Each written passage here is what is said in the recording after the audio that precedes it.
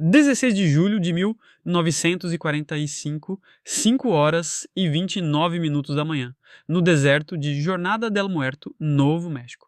Em um bunker de concreto a 10 quilômetros da Torre de Aço, físicos e militares observam em silêncio pelas frestas de observação através de vidros escuros. No centro de controle está Robert Oppenheimer, um homem que mal pesa 50 quilos devido à exaustão nervosa. Fuma incessantemente, à espera do momento que dividirá a história para sempre. E então ocorre o clarão, uma luz silenciosa que se revelou mais brilhante que 1000 sóis. A física do processo é tal que o som e a onda de choque não chegarão ao bunker até 40 segundos depois. E é precisamente neste momento de silêncio absoluto e ofuscante que Oppenheimer se lembrará de um verso de um antigo texto hindu.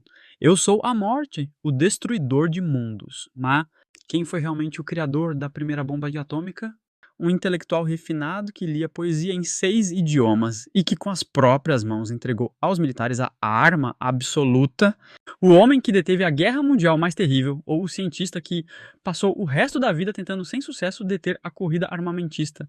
Esta não é a história de um triunfo científico, é uma análise documental crua de como o sistema utiliza um gênio para depois destruí-lo quando ele já não é mais útil.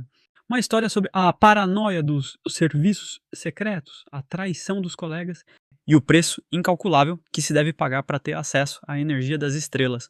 Bem-vindos à história de Julius Robert Oppenheimer. Para compreender verdadeiramente o homem que liderou o projeto Manhattan, é necessário deixar de lado a imagem do administrador autoconfiante e olhar para suas origens. A história de Robert Oppenheimer eleva a história de um profundo conflito interno que começou muito antes de o mundo conhecer a palavra átomo. Nasceu em Nova York em 1904, em um mundo que parecia ter sido criado para o seu triunfo. Sua família pertencia à alta sociedade americana, judeus ricos e laicos de origem alemã que haviam alcançado um sucesso colossal. Seu pai, Julius Oppenheimer, era um próspero importador de têxteis e sua mãe, Ella Friedman, uma pintora e colecionadora de arte. Esta combinação de sucesso comercial, pragmático e refinado talento artístico criou um ambiente único. A infância de Robert decorreu num luxuoso apartamento em Manhattan, cujas paredes eram adornadas com originais de Van Gogh, Picasso e Rembrandt. Era um mundo de absoluto privilégio, firmemente protegido de qualquer adversidade da vida. Mas foi precisamente este ambiente estéril, quase de laboratório, que gerou um gênio completamente inadaptado para a crueldade do mundo real. Desde cedo demonstrou habilidades intelectuais fenomenais. Aos 12 anos, já dava palestras sobre mineralogia no Clube Mineralógico de Nova York, onde foi admitido por correspondência sob a falsa crença de que estavam a lidar com um cientista adulto. Absorvia idiomas com facilidade, desde o grego e o latim até o francês, e muito mais tarde, já como professor, aprenderia sânscrito simplesmente para poder ler o Bhagavad Gita no seu idioma original. A sua mente era como uma lente impecavelmente polida, capaz de se focar nos problemas abstratos mais complexos. No entanto, por trás desta fachada brilhante, escondia-se uma fragilidade psicológica aterrorizante.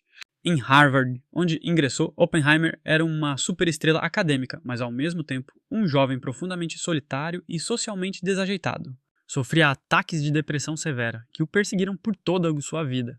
A sua grande estatura, a sua magreza e os seus modos nervosos criavam a imagem de um homem constantemente à beira do colapso. O episódio mais sombrio e revelador da sua juventude ocorreu em Cambridge, Inglaterra, para onde se dirigiu depois de Harvard para trabalhar no famoso laboratório Cavendish. Lá no mundo da estrita física experimental, o seu gênio teórico revelou-se inútil. Era desajeitado no manuseio do equipamento de laboratório, o que provocava a constante irritação e as zombarias do seu supervisor científico, o futuro prêmio Nobel Patrick Blackett. O que acontece à mente de um gênio quando se confronta com a sua própria imperfeição? No outono de 1925, Oppenheimer, imerso num estado de profunda depressão e inveja profissional, comete um ato que quase lhe custa o seu futuro. Deixa uma maçã sobre a secretária do seu supervisor, uma maçã impregnada de produtos químicos venenosos do laboratório. Felizmente, Blackett não a comeu, mas o incidente tornou-se público. Da expulsão da universidade e de ser processado criminalmente, Oppenheimer só foi salvo pela intervenção de emergência do seu influente pai, que voou de Nova York.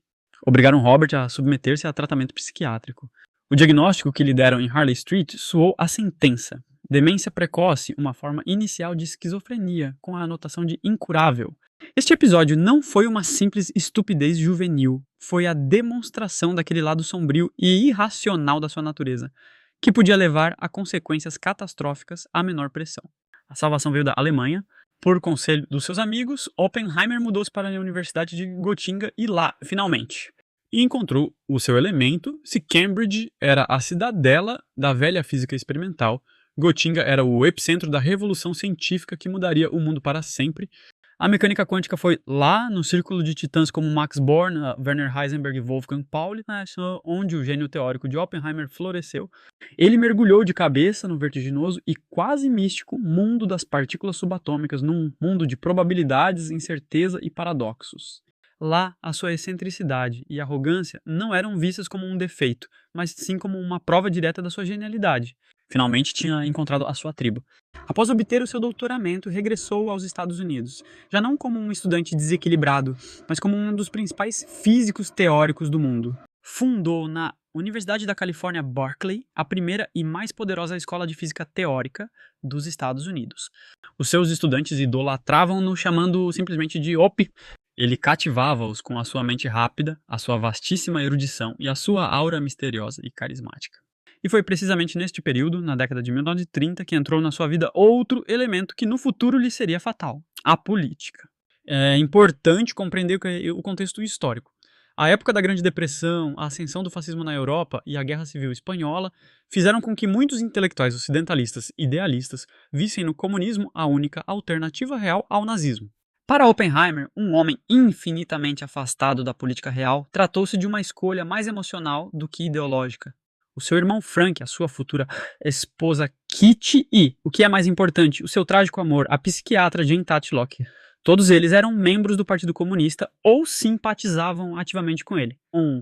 Oppenheimer doava somas consideráveis à causa republicana em Espanha, assistia a reuniões e aí encontrava-se no centro de um círculo de pessoas que o FBI já observava de perto naquela altura. Naquela época, isto parecia-lhe uma manifestação completamente natural dos seus ideais humanistas. Ele ainda não compreendia que, no cruel mundo da alta política, aqueles laços e paixões idealistas da juventude já estavam engrossando um volumoso dossiê. Um dossiê que um dia usariam como arma para sua completa destruição. Ali, sob o sol da Califórnia, entre aulas de mecânica quântica e longas conversas filosóficas, foram lançadas as bases da sua futura tragédia. Uma mente brilhante, mais frágil, capaz de penetrar nos mais profundos segredos do átomo, revelou-se absolutamente ingênua na hora de compreender as leis impiedosas do poder humano. E seria precisamente essa ingenuidade a corda com que os seus inimigos um dia apertariam o nó da forca. No final da década de 1930, Robert Oppenheimer encontrava-se no auge do seu mundo acadêmico. A sua escola de física teórica em Berkeley tinha se tornado um polo de atração para as mentes jovens mais brilhantes dos Estados Unidos. Era um gênio reconhecido, um professor carismático, imerso com igual fascínio no mundo esotérico da mecânica quântica e na poesia sânscrita. Embora simpatizasse com as ideias de esquerda, a verdadeira alta política continuava a ser para ele mais uma teoria, algo que era debatido nas reuniões noturnas, mas que não tinha relação direta com o seu trabalho com as fórmulas. No entanto, na Europa já estava deflagrando um incêndio que muito em breve alcançaria sua Torre de Marfim. Em dezembro de 1938, na Alemanha nazista, ocorre uma descoberta científica que muda para sempre as regras do jogo. Os químicos Otto Hahn e Fritz Strassmann conseguem dividir com sucesso, pela primeira vez na história, o núcleo do urânio. A notícia percorreu a comunidade científica mundial como uma onda expansiva. Os físicos emigrados que tinham fugido da Europa e de Hitler, como Leo Szilard, Eugene Wigner e Albert Einstein, compreenderam de imediato as monstruosas consequências desta descoberta. Compreenderam que, a partir da reação em cadeia da fissão do urânio, era possível criar uma arma de uma força destrutiva sem precedentes? E se a Alemanha nazista, que contava com uma ciência avançada, criasse essa arma primeiro, o mundo não estaria condenado. Em agosto de 1939, Albert Einstein assina a famosa carta dirigida ao presidente dos Estados Unidos, Franklin D. Roosevelt, advertindo-o desta ameaça e instando-o a iniciar de imediato um programa nuclear americano. A reação do governo foi lenta no início, mas após o ataque a Pearl Harbor em dezembro de 1941 e a entrada dos Estados Unidos na Segunda Guerra Mundial, o projeto recebeu a máxima e absoluta prioridade de Estado. Assim nasce o Projeto Manhattan, a empreitada científico-técnica mais secreta, mais cara e de maior envergadura na história da humanidade. O seu objetivo final era extremamente simples e extremamente aterrorizante: criar a bomba atômica antes de Hitler. O general de brigada Leslie Groves foi nomeado diretor militar do projeto em setembro de 1942, e esta se tornou uma das decisões de pessoal mais paradoxais da história. Groves era a antítese total e absoluta do mundo em que Oppenheimer vivia. Não era um intelectual refinado, era um oficial corpulento de voz potente e autoritário do corpo de engenheiros do exército. Sua última conquista havia sido a construção do Pentágono, o maior edifício de escritórios do mundo. Era um pragmático até a medula, um homem que pensava exclusivamente em termos de concreto, aço, prazos rigorosos e orçamento. Desprezava a ineficácia e não tolerava objeções. Groves enfrentava uma tarefa de complexidade inconcebível: organizar o trabalho de centenas de milhares de pessoas em dezenas de instalações secretas por todo o país, desde as gigantescas usinas de enriquecimento de urânio em Oak Ridge até os reatores de plutônio em Hanford. Mas seu principal problema era encontrar um homem que pudesse dirigir a parte central do projeto. Aquele mesmo laboratório secreto, onde os desenvolvimentos puramente teóricos deveriam se transformar em uma arma real e operacional. Ele precisava de um diretor científico. É precisamente neste momento que seus caminhos se cruzam. Groves começa a consultar os principais físicos americanos, e o nome de Robert Oppenheimer ressoa cada vez com mais frequência. Quando se conheceram, o contraste entre ambos era abismal. Por um lado, um general corpulento e seguro de si. Por outro, um professor doentio e magro que fumava nervosamente e falava em um idioma que Groves mal compreendia. Além disso, o dossiê do FBI sobre Oppenheimer era um pesadelo para qualquer oficial de contra-inteligência. Sua esposa era ex-comunista, seu irmão era membro do partido, sua ex-amante era uma comunista ativa. Ele mesmo estava sob vigilância constante e sua lealdade era suspeita. Segundo todos os critérios formais, Oppenheimer era o último homem nos Estados Unidos a quem se podia confiar o maior segredo de Estado. Outros candidatos, como o Prêmio Nobel Ernest Lawrence, pareciam 100 vezes mais confiáveis. Mas o general Groves, apesar de toda a sua franqueza, possuía um dom incomum. Ele sabia ver nas pessoas o que os outros não notavam. Naquele teórico frágil e nervoso, ele vislumbrou algo criticamente importante. Era uma ambição feroz e absorvente. Groves compreendeu que Oppenheimer desejava aquele cargo mais do que qualquer coisa no mundo. Ele viu nele não apenas uma mente genial, capaz de conversar de igual para igual com dezenas de prêmios Nobel, mas também uma vaidade ilimitada que o obrigaria a trabalhar no limite absoluto das capacidades humanas. Groves fez a sua aposta. Apesar da feroz resistência dos serviços de segurança, ele insistiu na nomeação de Oppenheimer como diretor científico do Laboratório Secreto de Armamentos. Ele impulsionou pessoalmente a concessão da sua autorização de segurança de alto sigilo, assumindo toda a responsabilidade. Groves retrucou aos seus oficiais: ele é um gênio, e esse tipo de pessoa pode ser excêntrica. O que impulsionava o próprio Oppenheimer? Porque ele, um intelectual que desprezava o militarismo, ansiava tão desesperadamente por aquele cargo? Não era sede de poder, no seu sentido mais primitivo. Era uma complexa mistura de patriotismo, de um medo animal do nazismo e, o que é mais importante, de uma colossal curiosidade científica. A criação da bomba atômica era o problema físico mais complexo e apaixonante da história. Era um desafio que a sua mente genial simplesmente não podia recusar. Ele via nisso a oportunidade de entrar na eternidade, de se tornar o homem que domaria pela primeira vez a energia das estrelas. Assim se forjou uma das alianças mais estranhas e eficazes da história: o brutal militar Groves e o refinado físico Oppenheimer. O general assumiu todo o trabalho administrativo e logístico, protegendo os cientistas do mundo exterior com um muro de aço. Oppenheimer, por sua vez, deveria reunir as mentes mais brilhantes do planeta e fazê-las trabalhar como um mecanismo único. Restava uma última tarefa: encontrar o local para o laboratório secreto. Deveria estar absolutamente isolado, longe das grandes cidades, mas ao mesmo tempo com acesso a recursos. Foi então que Oppenheimer se lembrou de um lugar que amava desde a juventude, um planalto desértico nas montanhas do Novo México, onde outrora passava os verões em seu rancho, um lugar chamado Los Alamos. Groves aprovou. O governo dos Estados Unidos comprou secretamente uma imensa extensão de terra. Começava a construção de uma cidade que não existia em nenhum mapa do mundo, uma cidade destinada a se tornar o berço de uma nova era, a era atômica. Para Oppenheimer foi um momento de triunfo absoluto. Ele havia conseguido tudo o que sonhava: recursos ilimitados, um grande propósito e uma equipe de gênios. Mas ele ainda não compreendia que o caminho para esse Olimpo estava fazendo um pacto com o diabo, e o preço desse pacto se mostraria insuportável para um único homem. No início de 1943, em um planalto isolado e varrido pelos ventos nas montanhas do Novo México, a mais de 2.000 metros acima do nível do mar, né, começou a construção de uma instalação que foi oficialmente denominada Sítio Piuí. Este lugar não tinha nome nos mapas, e toda a rua da correspondência destinada aos seus futuros residentes ia para a mesma caixa postal. P.O. Box 1663, cidade de Santa Fé. Assim nascia Los Alamos, a cidade mais secreta do mundo. A ideia de transformar uma antiga escola particular para meninos em um laboratório de armamento ultra secreto pertencia a Robert Oppenheimer, mas sua execução foi tarefa do general Leslie Groves em questão de meses. Em meio a uma severa escassez de recursos, devido à guerra, os engenheiros do exército americano ergueram uma cidade inteira no Planalto Deserto. Alojamentos residenciais, né, laboratórios, oficinas, né, refeitórios, né, um hospital e até uma escola para as crianças. Tudo isso era cercado por vários perímetros de arame farpado e guardado 24 horas por dia por patrulhas armadas. A atmosfera em que as melhores mentes do planeta deveriam viver e trabalhar era uma mistura única de campus acadêmico de elite e prisão militar de segurança máxima. Por um lado, era um paraíso intelectual. Oppenheimer, usando sua autoridade colossal, conseguiu reunir naquele lugar isolado uma concentração de gênios sem precedentes. Lá trabalhavam ganhadores do Prêmio Nobel e futuros ganhadores do Prêmio Nobel. Enrico Fermi, Isidor Rabi, Hans Bethe, Richard Feynman, Niels Bohr, a quem tiraram secretamente da Dinamarca, ocupada sob o pseudônimo de Nicholas Baker. Nunca antes, na história da humanidade, tantos cientistas destacados haviam se reunido em um único lugar para resolver uma tarefa específica.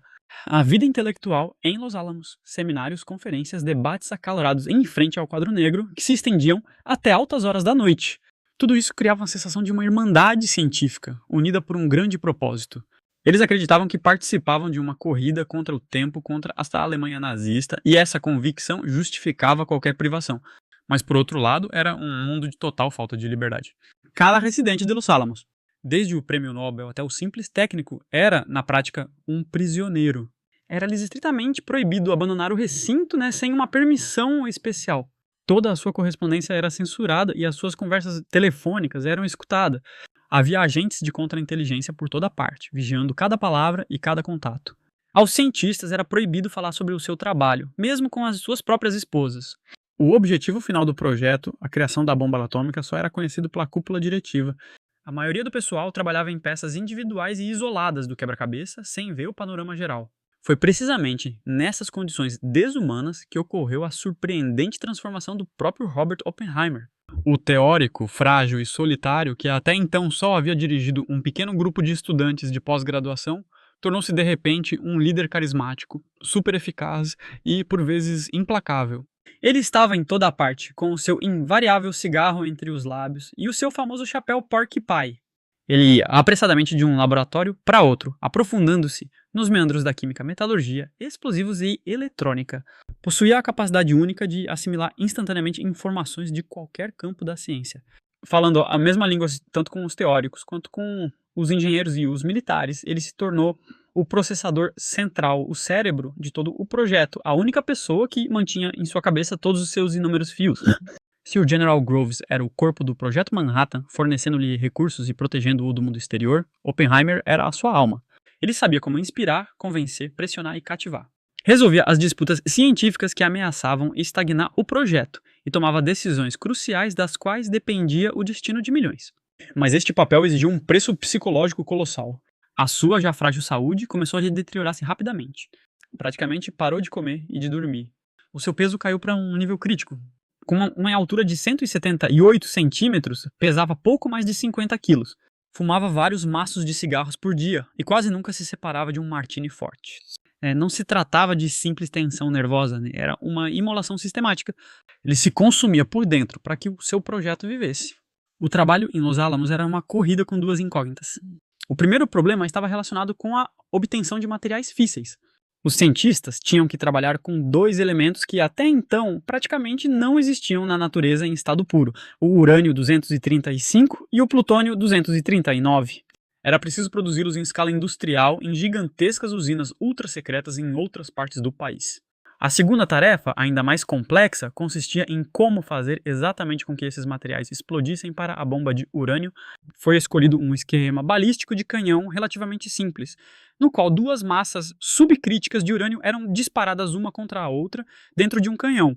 Mas este método não servia de forma alguma para o plutônio. O plutônio era um elemento muito mais instável e teria detonado prematuramente, fundindo a própria bomba. Foi aqui que a equipe de Oppenheimer chegou a uma das soluções técnicas mais elegantes e, ao mesmo tempo, mais aterrorizantes da história: a ideia da implosão. Propuseram rodear o núcleo de plutônio com um invólucro esférico de explosivos convencionais. A detonação simultânea e perfeitamente sincronizada deste invólucro deveria criar-se uma potentíssima onda expansiva dirigida estritamente para o interior. Esta onda comprimiria o núcleo de plutônio até atingir um estado supercrítico e desencadearia a reação em cadeia. A tarefa de sincronizar dezenas de detonadores com uma precisão de milionésimos de segundo parecia quase impossível. Eram estes os problemas com os quais os cientistas lidavam no mundo isolado de Los Alamos. Trabalhavam numa atmosfera de risco constante e arrepiante. Um movimento em falso durante a montagem A massa crítica poderia provocar uma emissão de radiação mortal, mas os físicos manipulavam com as próprias mãos o chamado núcleo do demônio, o mesmo núcleo de plutônio cujas manipulações em breve ceifariam a vida dos jovens cientistas Harry Daghlian e Louis Lotin, vítimas da síndrome de irradiação aguda. Aqui, nesta cidade que não constava no mapa, a ciência perdeu definitivamente a sua inocência. Os grandes humanistas que ainda ontem filosofavam sobre a beleza do universo, agora, com o frio pragmatismo dos engenheiros, calculavam a altura ótima de detonação para maximizar o efeito destrutivo da onda de choque sobre as zonas residenciais. Oppenheimer era o maestro principal desta orquestra, supervisionava pessoalmente os experimentos mais perigosos e tomava as decisões mais difíceis. Carregava sobre os ombros um peso de responsabilidade que teria quebrado qualquer pessoa normal, mas seguia em frente, impulsionado por um medo primário dos nazistas e pela sensação inebriante de se aproximar de uma meta que então lhe parecia nobre. Em maio de 1945, a Alemanha já havia capitulado. O principal incentivo e o medo da bomba atômica de Hitler desapareceu para sempre, mas a colossal maquinaria do Projeto Manhattan já havia adquirido tal inércia, que detê-la era fisicamente impossível. A bomba estava quase pronta, só restava realizar o último e mais terrível teste. O mundo encontrava-se no limiar da era nuclear e Robert Oppenheimer era o único homem que deveria girar a chave na fechadura. No início de julho de 1945, o Projeto Manhattan aproximava-se da sua fase final, a mais perigosa e a mais imprevisível. A Alemanha havia capitulado. E o principal temor que havia impulsionado os cientistas durante 3 anos, o medo da bomba atômica nazista, havia desaparecido. Mas a inércia da gigantesca maquinaria militar já era imparável. A arma estava praticamente pronta e agora era preciso testá-la. Como local para a primeira explosão nuclear da história da humanidade, foi escolhida uma zona isolada do deserto no estado do Novo México, que os conquistadores espanhóis haviam batizado outrora como Jornada do Morto. O próprio Robert Oppenheimer, amante da poesia e do misticismo, deu a este teste o nome de Código Trinity Trindade, inspirando-se nos versos do poeta inglês John Donne. No centro do deserto foi erguida uma torre de aço de 30 metros. No seu topo, dentro de uma pequena cabana protegida das intempéries, encontrava-se o dispositivo, uma bomba de plutônio do tipo implosivo, a qual os cientistas chamavam carinhosamente e ao mesmo tempo sinistramente o gadget, o artefato. Era uma esfera de aproximadamente 1,5 metro de diâmetro, envolvida numa complexíssima rede de cabos que conduziam a 32 detonadores de alta precisão. A tensão em Los Alamos, nas últimas semanas antes do teste, atingiu o seu ponto mais alto.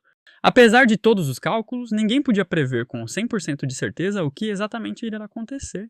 Existiam vários cenários apocalípticos, embora improváveis.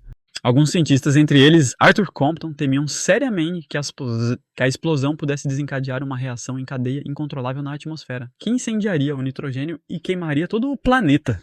Enrico Fermi, com seu característico humor negro, chegou a aceitar apostas entre os seus colegas sobre se seria destruído apenas o estado do Novo México ou o mundo inteiro.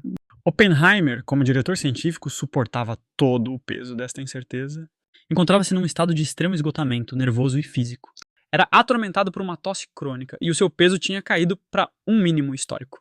Alguns dias antes do teste, o general Groves, preocupado com o estado do seu principal cientista, viu-se obrigado a ordenar-lhe que dormisse e comesse mais. Caso o teste falhasse se a bomba não explodisse, mas simplesmente espalhasse o precioso e mortalmente venenoso plutônio pelo deserto, seria uma catástrofe.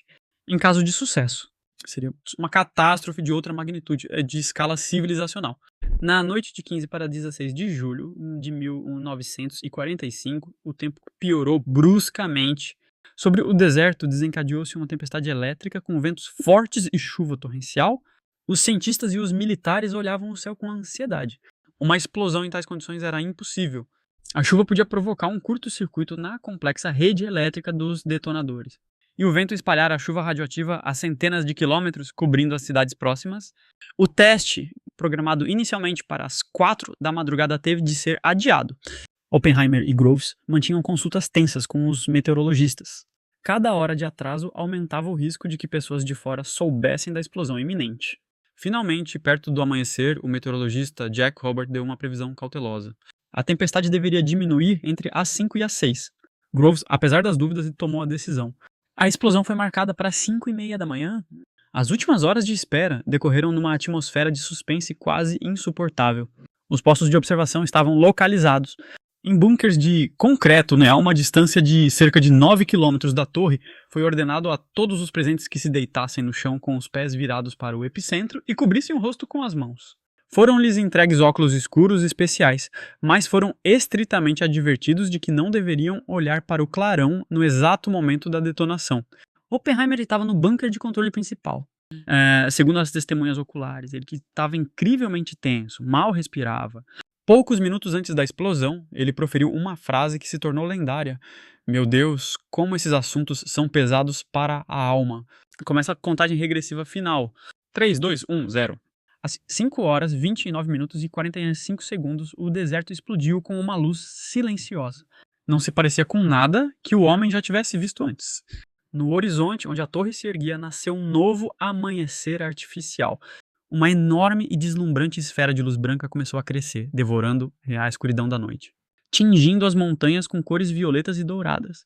O clarão foi uma luz insuportavelmente brilhante que foi vista em cidades a centenas de quilômetros de distância. Uma jovem cega que estava a 200 quilômetros do epicentro perguntou naquele momento: que luz é essa? E a luz veio primeiro, o som veio depois.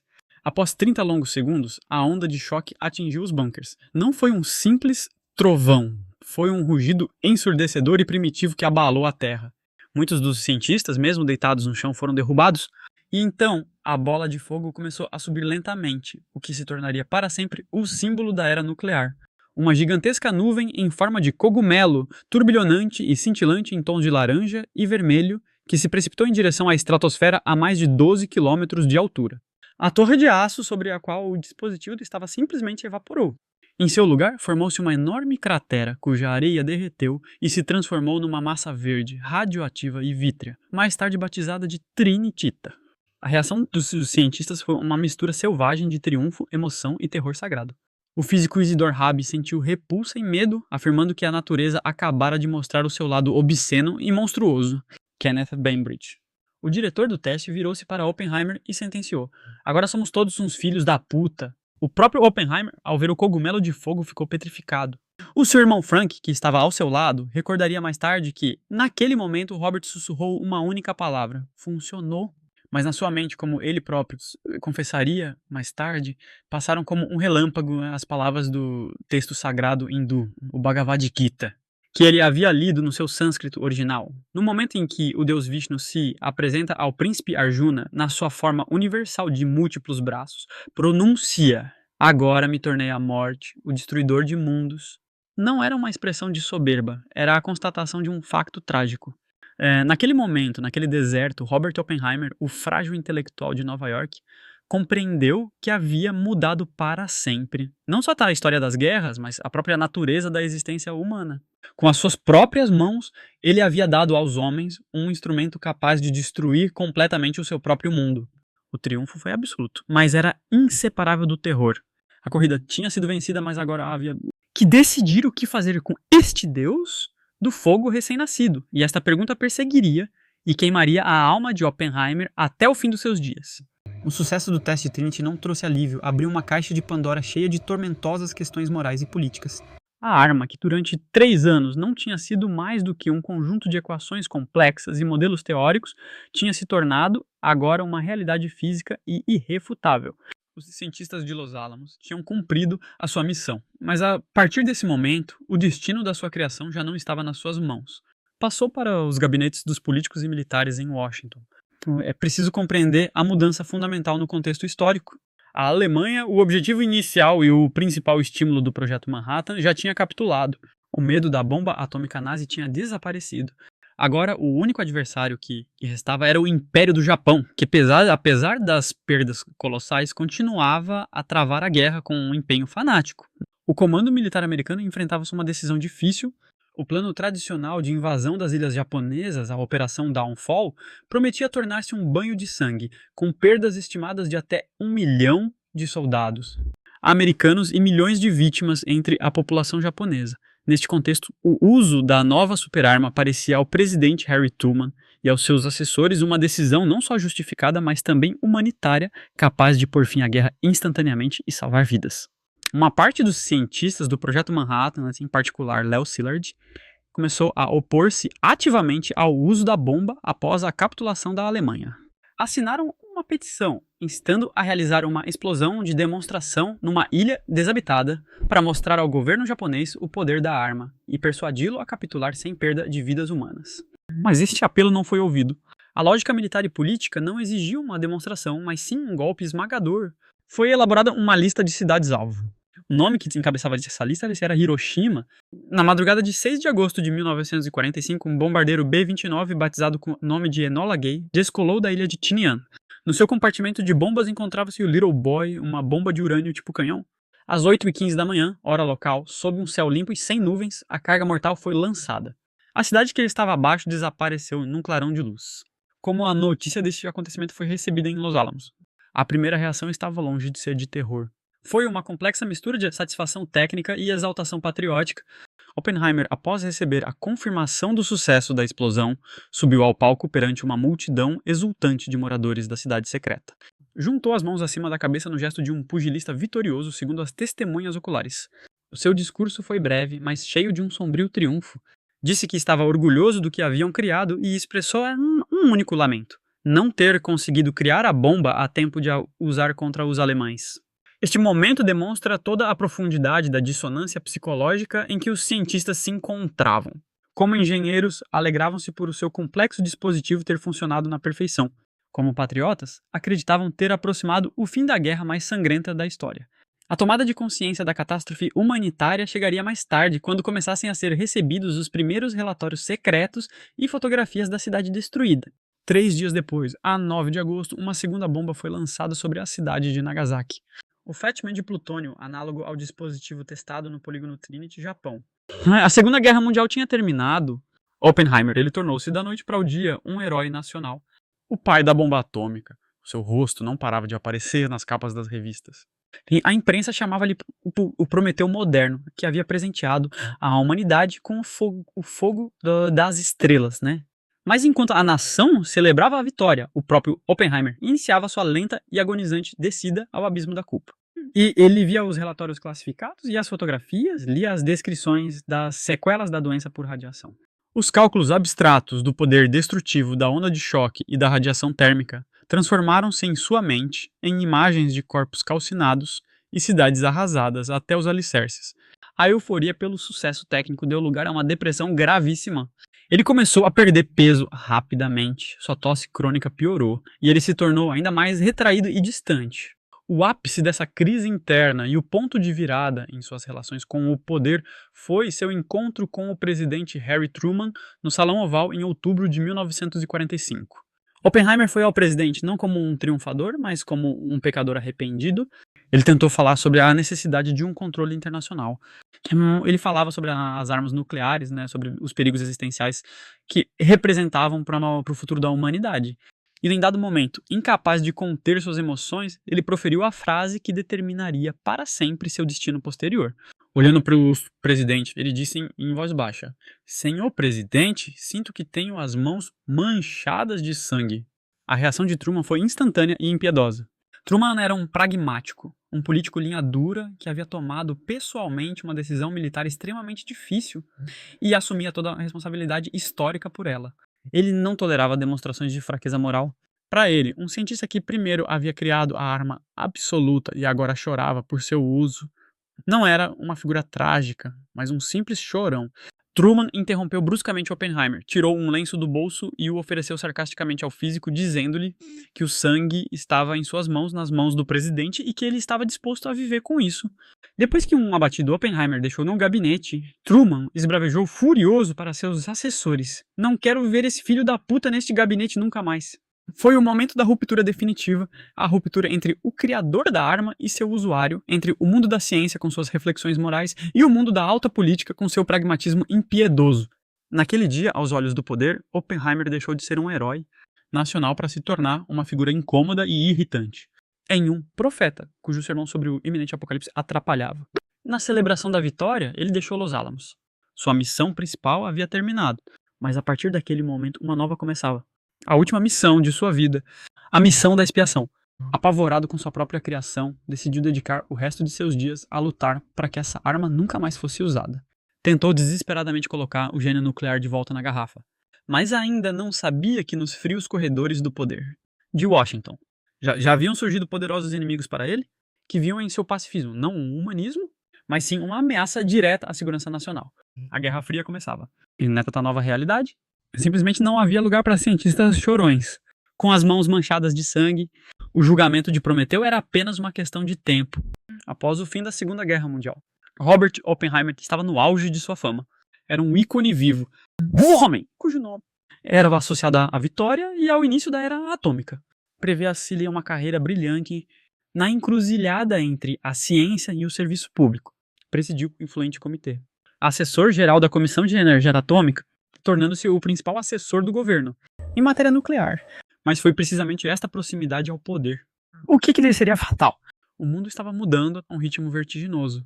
Os aliados da coalizão anti-hitleriana, Estados Unidos e a URSS, haviam se tornado inimigos mortais. A Guerra Fria havia começado.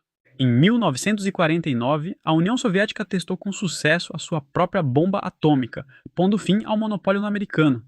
Em resposta a isso, nas mais altas esferas militares e políticas dos Estados Unidos, nasce uma ideia nova e ainda mais monstruosa: a criação da bomba termonuclear, ou de hidrogênio, a superbomba, cuja potência deveria superar em milhares de vezes a das bombas lançadas sobre o Japão. É precisamente neste momento que Oppenheimer, atormentado pelo sentimento de culpa por Hiroshima, comete um ato que o transforma de herói em traidor aos olhos de muitos políticos influentes. Ele e a maioria dos cientistas do seu comitê se opõem categoricamente ao projeto da bomba de hidrogênio. É importante compreender a sua lógica. Eles acreditavam que a bomba atômica, apesar de toda a sua força destrutiva, continuava a ser uma arma tática para a destruição de cidades. A bomba de hidrogênio, por outro lado, era uma arma de extermínio total, capaz de apagar da face da Terra nações inteiras. A sua criação, na sua opinião, não concedia qualquer vantagem militar, mas simplesmente desencadeava uma nova e insana espiral na corrida armamentista que levaria inevitavelmente a um apocalipse global. Oppenheimer estava a negociar com a US, a estabelecer um controle internacional sobre a tecnologia nuclear, mas na atmosfera paranoica do final dos anos 40 e início dos anos 50, na época da caça às bruxas do senador McCarthy, tal pacifismo equivalia a alta traição. A sua postura foi percebida pelos falcões do Pentágono e do governo como uma tentativa de sabotagem e uma manifestação de simpatias ocultas pelo comunismo. E essas suspeitas encontraram um poderoso arquiteto, Louis Strauss. Strauss era o presidente da Comissão de Energia Atômica e, consequentemente, o chefe direto de Oppenheimer. Era um homem extremamente ambicioso, vingativo e conservador. Odiava Oppenheimer com a mesma intensidade com que outros o admiravam. Este ódio tinha profundas raízes pessoais. Strauss, um antigo homem de negócios, considerava-se um especialista em física, mas Oppenheimer humilhou-o publicamente numa ocasião durante uma audiência no Congresso, zombando sarcasticamente dos seus conhecimentos científicos. Para Strauss, isto foi um insulto que não conseguiu perdoar. Quando Oppenheimer se pronunciou contra a bomba de hidrogênio, Strauss viu a sua oportunidade. Começou a trabalhar metódica e deliberadamente na destruição da reputação do seu inimigo, ordenou secretamente ao diretor do FBI, J. Edgar Hoover, que intensificasse a vigilância sobre Oppenheimer, que interceptasse os seus telefones, que abrisse a sua correspondência e que interrogasse todos os seus conhecidos. O antigo dossiê da época do Projeto Manhattan, com as suas ligações esquerdistas, foi retirado dos arquivos. O desfecho chegou no final de 53. A autorização de segurança de alto sigilo de Robert Oppenheimer estava prestes a expirar. Strauss, utilizando a sua influência na Casa Branca do presidente Eisenhower, iniciou-se o procedimento para rever essa autorização. Na prática, tratava-se de um julgamento político disfarçado de formalidade burocrática. A Oppenheimer foi apresentada uma lista de 34 acusações que eram uma mistura de fatos reais, meias-verdades e puras conjecturas. Seus contatos com comunistas na década de 1930, sua oposição à criação da bomba de hidrogênio, bem como uma velha e obscura história da época do Projeto Manhattan, quando seu amigo Jacques Chevalier tentou, através dele, descobrir segredos nucleares para a URSS. A Oppenheimer foi oferecida uma opção. Ele poderia renunciar em silêncio, salvando as aparências, ou enfrentar e comparecer perante um conselho de segurança, certo de ter razão e confiando em sua reputação. Ele escolheu lutar. Esse foi seu erro fatal. As audiências começaram em abril de 1954. Não foi um julgamento no sentido clássico da palavra, foi um processo inquisitorial. Oppenheimer não teve o direito de examinar todo o material do FBI que estava sendo usado contra ele. Seus advogados não tinham acesso aos documentos classificados. O promotor, pelo contrário, tinha acesso total a todas as transcrições das escutas telefônicas, incluindo as gravações das conversas confidenciais de Oppenheimer com seus próprios advogados de defesa. Era um jogo com cartas marcadas. Durante 4 semanas, Robert Oppenheimer, o pai da bomba atômica, foi submetido a interrogatórios exaustivos e humilhantes. O obrigaram a recordar cada encontro, cada conversa, cada doação de 10 anos atrás.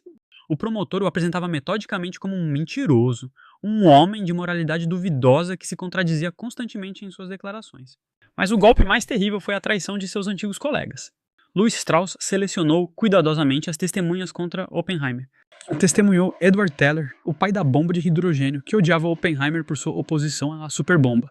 Teller declarou perante a comissão que não considerava Oppenheimer um traidor, mas que preferiria ver o futuro do programa nuclear do país nas mãos de alguém que compreendesse melhor e em quem confiasse mais. No contexto da época, foi um veredito letal. Até mesmo seu antigo companheiro de armas, o general Leslie Groves, prestou uma declaração evasiva e desfavorável. Os únicos que defenderam Oppenheimer até o fim foram titãs da ciência como Isidor Rabi e Hans Bethe, mas suas vozes foram abafadas no coro de acusações. A junta emitiu seu veredito por maioria de votos. Decidiu-se que Robert Oppenheimer, apesar de seus méritos colossais, representava uma ameaça à segurança nacional. Ele não foi acusado de espionagem, mas sim de ter falhas fundamentais de caráter e associações que excediam os limites da prudência. Sua autorização de segurança de alto sigilo foi revogada. Para Oppenheimer, isso não foi um simples trâmite administrativo. Foi a destruição pública de sua reputação, de sua honra e de sua alma. O homem, que por anos esteve no centro das mais importantes decisões estatais, foi afastado da noite para o dia. Fizeram dele um pária político. Louis Strauss havia obtido uma vitória total e incondicional. O julgamento de Prometeu havia terminado. Não lhe tiraram o fogo, mas a ele próprio acorrentaram a rocha da humilhação pública. Começava o último capítulo de sua vida, o mais silencioso e trágico, a época do exílio e do silêncio.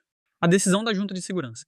Em 1954, tornou-se um ponto de virada na vida de Robert Oppenheimer, o homem que por mais de 10 anos havia sido a voz, a razão e a consciência do programa nuclear americano. Ele foi efetivamente excomungado de sua própria criação. A humilhação pública foi total. Os jornais de todo o mundo escreveram sobre sua queda. Ele se tornou o símbolo da era do macartismo, né? Um gênio devorado pela máquina estatal que ele mesmo havia ajudado a fortalecer. Sua vida, após este processo, se tornou um exílio silencioso e honorífico. Ele manteve seu cargo como diretor do Instituto de Estudos Avançados de Princeton, um dos refúgios acadêmicos mais prestigiados do mundo, o lugar onde o próprio Albert Einstein trabalhava. Mas para Oppenheimer, acostumado a estar no epicentro dos acontecimentos mundiais, não era mais do que uma elegante prisão. Continuou a dar palestras e a escrever artigos sobre filosofia e ciência, mas a sua voz já não tinha peso nos corredores do poder em Washington. Tinha se tornado um fantasma vivo, o profeta da era nuclear, cujos avisos ninguém mais queria ouvir. Aqueles que o conheceram neste período descrevem um homem profunda e irreversivelmente quebrado. A sua melancolia natural agravou-se, emagreceu ainda mais. O seu rosto cobriu-se de rugas profundas, quase nunca se separava de um cigarro e de um copo de martini forte. Os seus famosos olhos azuis, que outrora ardiam com um fogo intelectual, pareciam agora apagados, cheios de um cansaço e uma tristeza infinitos. Vivia numa bela casa em Princeton, rodeado por um jardim, mas era uma solidão absoluta. Via como o mundo que ele tinha ajudado a criar mergulhava na loucura da corrida armamentista. As bombas de hidrogênio, contra as quais tinha lutado tão desesperadamente, eram testadas uma após a outra, e a sua potência crescia exponencialmente. A crise dos mísseis de Cuba em 1962, quando o mundo esteve à beira da aniquilação total, foi para ele a confirmação dos seus piores temores. Via como os políticos brincavam com o fogo que ele próprio tinha tirado da caverna, mas já não podia influenciar isso. Só lhe restava observar em silêncio. Com o tempo, o clima político do país começou a mudar. A era do macartismo desvaneceu-se e muitos começaram a perceber-se da flagrante injustiça que tinha sido cometida com Oppenheimer. Em 1963, como gesto de reabilitação simbólica, o presidente John F. Kennedy e, após o seu assassinato, Lyndon B. Johnson tomaram a decisão de atribuir a Oppenheimer o prêmio Enrico Fermi, a mais alta distinção da Comissão de Energia Atômica. A cerimônia de entrega teve lugar na Casa Branca. Foi um momento de amarga ironia. A mesma organização que 10 anos antes o tinha declarado uma ameaça à segurança nacional entregava-lhe agora o seu prêmio principal. Oppenheimer aceitou-lhe o prêmio com serena dignidade, olhando para o presidente Johnson. Ele apenas disse: "Penso, senhor presidente, que possivelmente precisou hoje de certa caridade e de certa coragem para fazer isto. Sua autorização de segurança nunca foi restituída. Esta foi sua última reabilitação pública. Sua saúde, minada por décadas de estresse extremo e de fumar incessantemente, finalmente cedeu." Em 1965 foi-lhe diagnosticado câncer de garganta. Robert Oppenheimer faleceu em fevereiro de 1967, aos 62 anos de idade. Seu legado continua sendo um dos dilemas mais complexos e trágicos do século XX. Foi um herói que salvou o mundo do nazismo ou um vilão que abriu a caixa de Pandora? A resposta provavelmente é que não foi nenhuma coisa nem outra. Era um ser humano, um homem genial, ambicioso, ingênuo e frágil, a quem a história colocou diante de uma escolha insuportável para qualquer alma mortal. Liderou o maior projeto científico para deter um mal, mas no processo gerou outro muito mais terrível e duradouro. Queria servir ao seu país, mas este o traiu e o destruiu. Em última instância, sua história não é um relato sobre a bomba atômica, é a eterna tragédia grega de Prometeu. Sobre o herói que roubou o fogo dos deuses para entregá-lo aos homens e por isso foi acorrentado a uma rocha para sofrer um tormento eterno. O fogo que Oppenheimer trouxe iluminou o caminho para a vitória na Segunda Guerra Mundial, mas também projetou sobre todas as gerações posteriores da humanidade a fria sombra do apocalipse nuclear, e esse mesmo fogo reduziu a cinzas a alma de seu criador.